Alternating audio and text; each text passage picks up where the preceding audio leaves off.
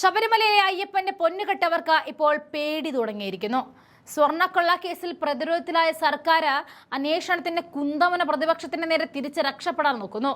UDF convener Adoor പ്രകാശിനെ ചോദ്യം ചെയ്ത നടപടി വെല്ലുവിളിച്ചുകൊണ്ട് രാഹുൽ മങ്കൂട്ടത്തിൽ വീണ്ടും കളം നിറയുമ്പോൾ നെഞ്ചിലേക്ക് നിറയൊഴിക്കാൻ നോക്കിയവരെ പറപ്പിക്കുന്ന പോരാളിയായി മങ്കൂട്ടം അവിടെയും എത്തുകയാണ്.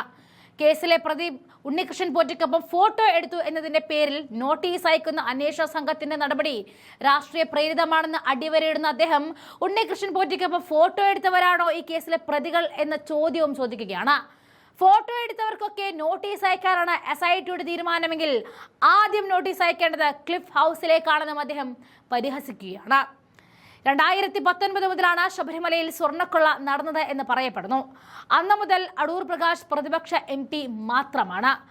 ഭരണകൂടം ആസൂത്രിതമായി നടത്തിയ ഒരു കൊള്ളയിൽ പ്രതിപക്ഷ MPക്ക് എന്ത് പങ്കാണുള്ളതെന്നാണ് സർക്കാർ വ്യക്തമാക്കണമെന്നാണ് അദ്ദേഹത്തിന്റെ ആവശ്യം.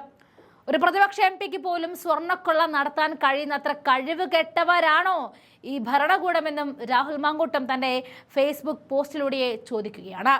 രാഹുൽ ചോദിക്കുന്നത് വളരെ ലളിതമായ ഒരു ചോദ്യമാണ്. പ്രതിയായ ഉണ്ണികൃഷ്ണൻ പോറ്റിക്കൊപ്പം ഫോട്ടോ എടുത്തു എന്നതാണോ അടൂർ പ്രകാശ് ചെയ്ത കുറ്റം? എങ്കിൽ അന്വേഷണ സംഘത്തിന് ഒരു അഡ്രസ് തെറ്റിപ്പോയിട്ടുണ്ട്.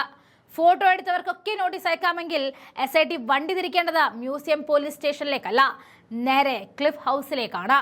അവിടെ എത്ര ഫോട്ടോകൾ ഇത്തരത്തിൽ ഉണ്ടെന്ന് കേരളത്തിന് അറിയാം. സ്വന്തം മൂക്കിന് താഴെ സ്വർണ്ണക്കൊള്ള നടന്നിട്ട് അത് തടയാൻ കഴിയാത്ത അത്ര കഴിവുകെട്ടവരാണോ ഈ പിണറായി സർക്കാർ എന്ന രാഹുൽ ആഞ്ഞടിക്കുമ്പോൾ സർക്കാർ പോലും മൂക്കുകുത്തി വീഴുകയാണ്. സത്യം ജനങ്ങൾക്കറിയാം. ഉണ്ണികൃഷ്ണൻ പോറ്റിയെ ശബരിമലയിൽ കയറ്റിയത് ആരാണെന്ന്, അയാൾ ജയിലിൽ പോയപ്പോൾ പുറത്തിറക്കാൻ നെട്ടോട്ടമോടിയത് ആരാണെന്നും സഖാക്കളും അവരുടെ ഭരണ സ്വാധീനമില്ലാതെ മറ്റൊന്നുമല്ല ഇതിന് പിന്നിലെന്നും രാഹുൽ തുറന്നു പറയുന്നു. അയ്യപ്പന്റെ പൊന്നുകെട്ട ജനവിരുദ്ധ സർക്കാരിന്റെ തകർന്ന പ്രതിച്ഛായ വെളുപ്പിക്കാൻ അടൂർ പ്രകാശിനെ ബലിയാടാക്കാമെന്ന് ആരും കരുതവേണ്ട. പഞ്ചായത്ത് തെരഞ്ഞെടുപ്പിൽ നേരിട്ട തിരിച്ചടി ഒരു സാമ്പിൾ മാത്രമാണ്. വരാനിരിക്കുന്ന നിയമസഭാ തെരഞ്ഞെടുപ്പിൽ ജനങ്ങൾ തരാൻ പോകുന്നത് വലിയൊരു അടിയായിരിക്കും. എത്ര കേസുകൾ കൊണ്ട് മൂടിയാലും എത്ര ഓവർ ടൈം പണിയെടുത്താലും സത്യം പുറത്തു തന്നെ വരും.